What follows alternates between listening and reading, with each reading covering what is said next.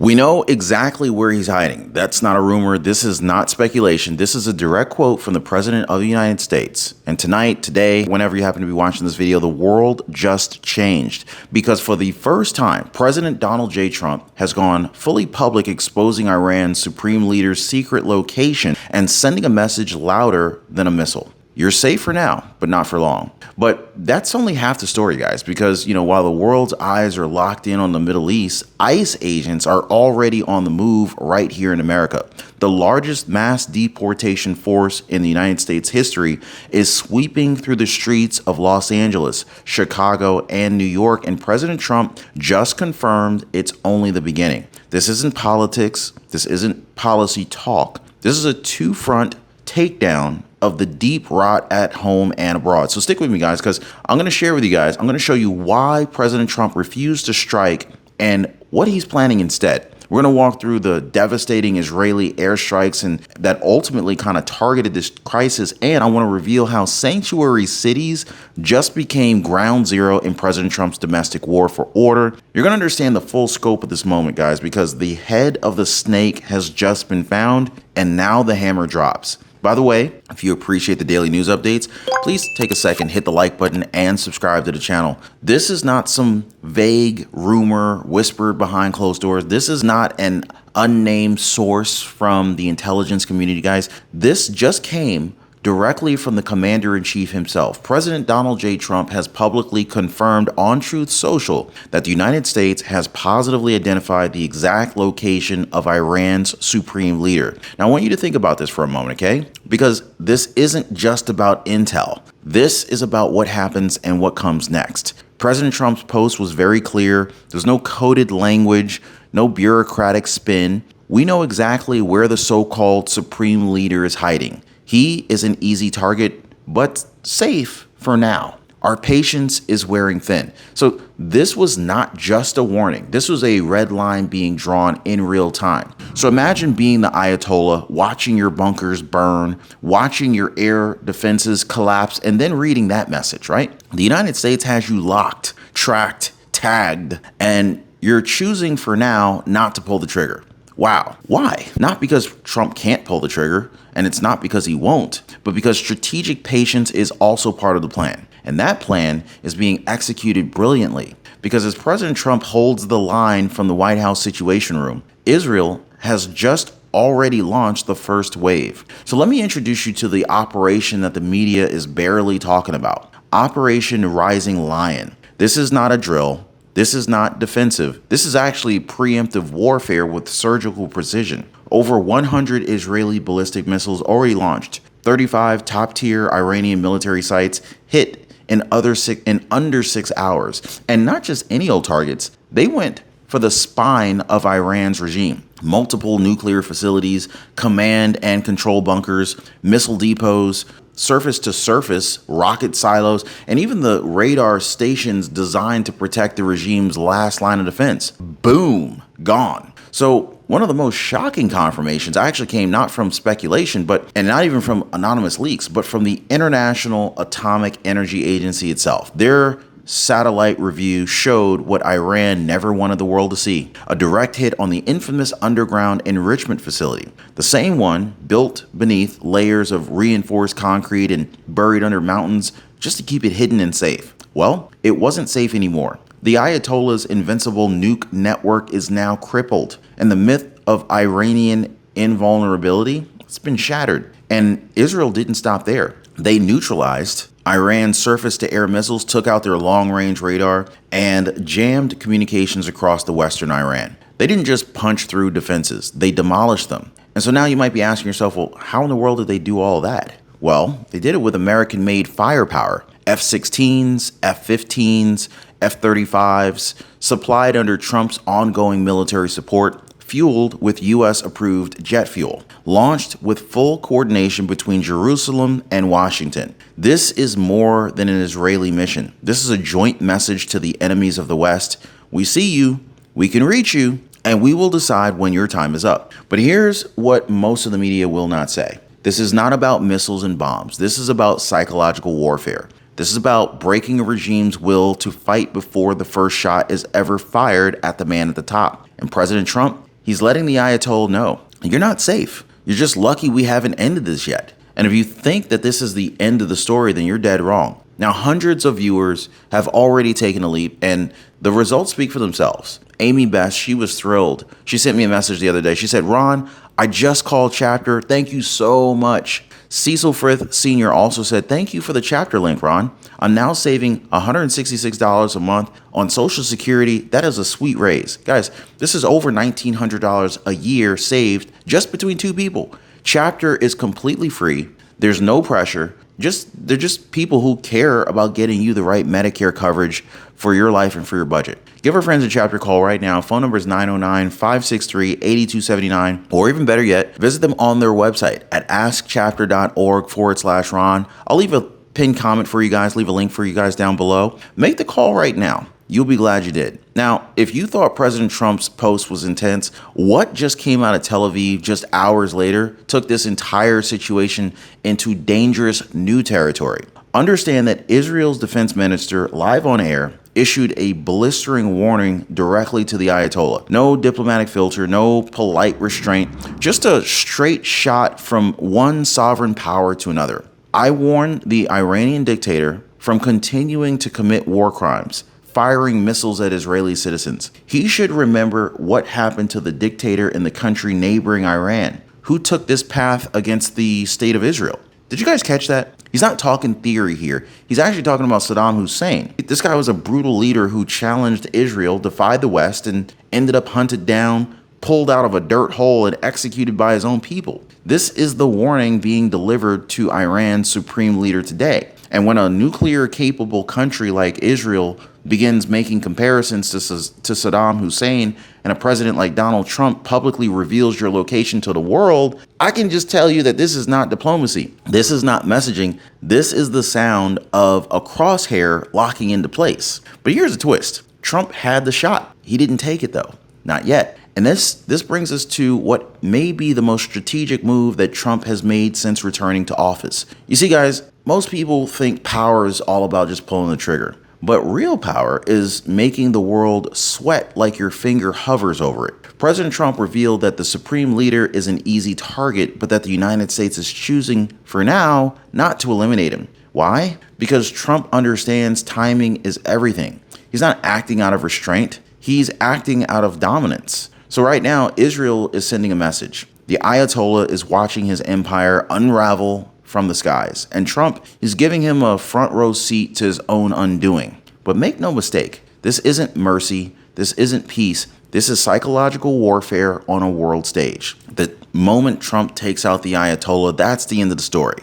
But the moment Trump says, we see you, we could end you, and we're letting the clock run, that's when fear creeps in. That's when regimes crack from the inside out. Because what terrifies dictators the most is knowing that they're living on borrowed time and they cannot control when it runs out. And if you think about, if you think that this is just about Iran, I want you to think again. Because while the Ayatollah is hiding underground, ICE is moving above ground in America's biggest cities. And Trump isn't just fighting a war overseas. He's fighting a war right here at home, and the hammer is already falling. So while Iranian leadership hides in bunkers and Israeli fighter jets own the skies, another mission is already underway back home. And this one, it's being carried out in neighborhoods that you know, maybe even your own. Because President Trump just activated the largest deportation operation in United States history. So let me say that again, guys. This is not a press release. This is not a policy draft.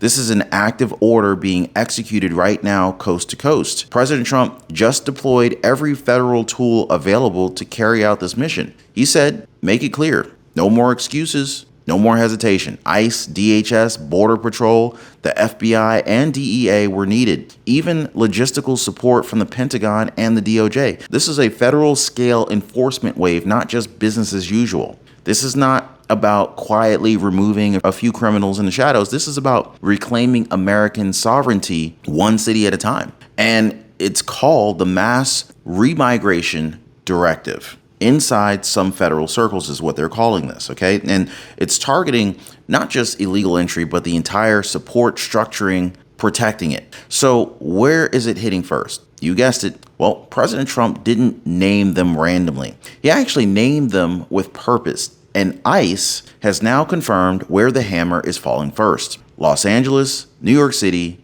Chicago. Now, these aren't just major cities. These are Democrat-controlled strongholds that have openly defied federal immigration law for years. Sanctuary policies, taxpayer-funded legal protection for illegals, refusal to cooperate with ICE detainers, it all ends here. Because according to Trump, these cities aren't just harboring illegal immigrants. They've become launch pads for chaos. And he said, and I quote, "They use illegal aliens to expand their voter base, cheat in elections, and grow the welfare state, robbing good-paying jobs and benefits from hardworking American citizens." And that's not just rhetoric. It's a statement of mission. These cities are being treated as active domestic battlefronts where federal agents are now tasked with restoring order by force if necessary. I mean, we've received unconfirmed reports of door-to-door checks tied to criminal background scans, employer audits for hiring undocumented workers, and in some cases, large-scale detainments where dozens have been removed at once. Now, of course, you're not going to see this on CNN or ABC or MSNBC,